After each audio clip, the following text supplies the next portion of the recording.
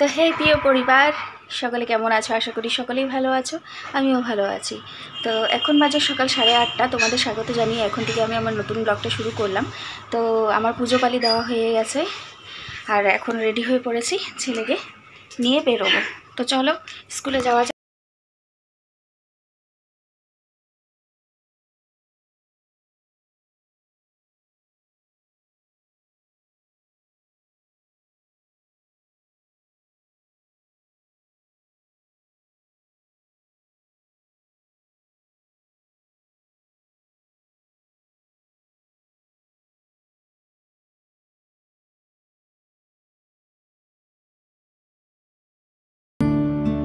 যেহেতু জামাই ষষ্ঠী, তো জামাই ষষ্ঠী উপলক্ষে আমি ঘরে রান্না করে খাওয়াচ্ছি তোমাদের দাদাকে।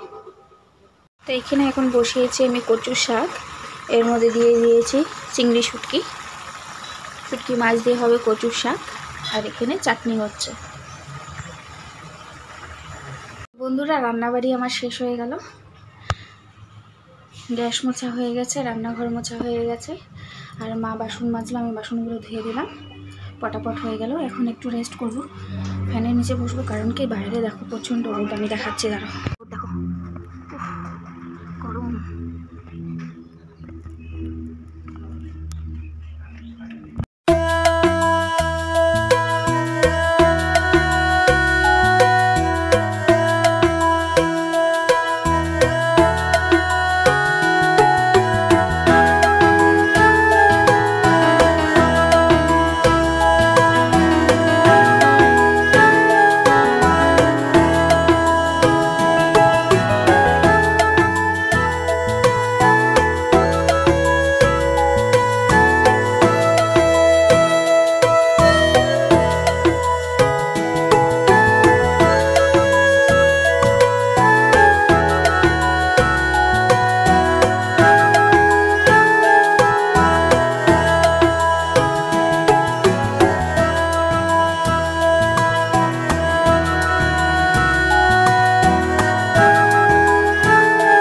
আমাদের লাঞ্চ হয়ে গেল কমপ্লিট।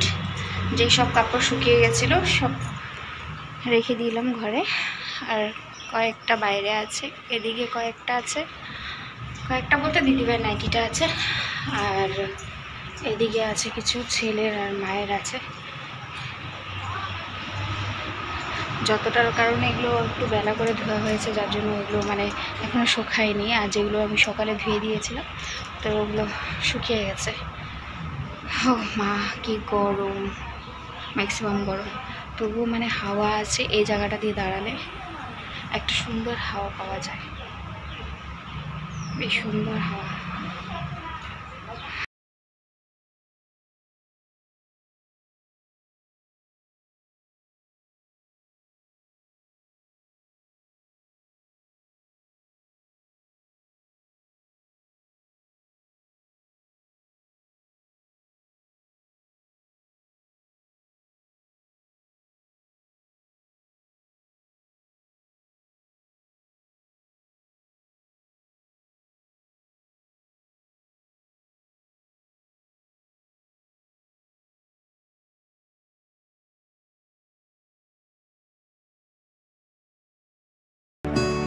তো অনেক টাইম পরে এলাম, অ্যাকচুয়ালি শর্ট ভিডিও বানাচ্ছিলাম। তো শর্ট ভিডিও বানাতে গিয়ে মনে পড়লো এখনও আমার ভাত বসানো হয়নি, তো ভাত বসাতে চলে এসেছি।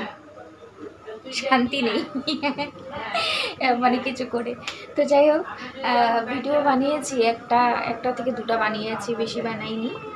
ফেসবুক রিলস আর ইউটিউবে, বাস, আর কিছু না। তো ভাত বসাতে চলে এসেছি, ভাতটা হয়ে গেলে তারপর আবার দেখি বানাতে পারি, যার জন্য আমি ড্রেস এখনো চেঞ্জ করিনি। আমি আর দিদিভাই দুজনেই বানাচ্ছি।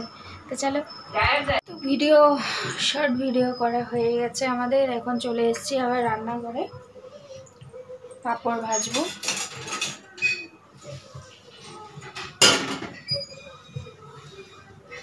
তেল গরম হতে দিয়েছি, পাঁপড়টা ভেজে তারপর খেতে দিয়ে দেব, আর বেশি লেট করব না।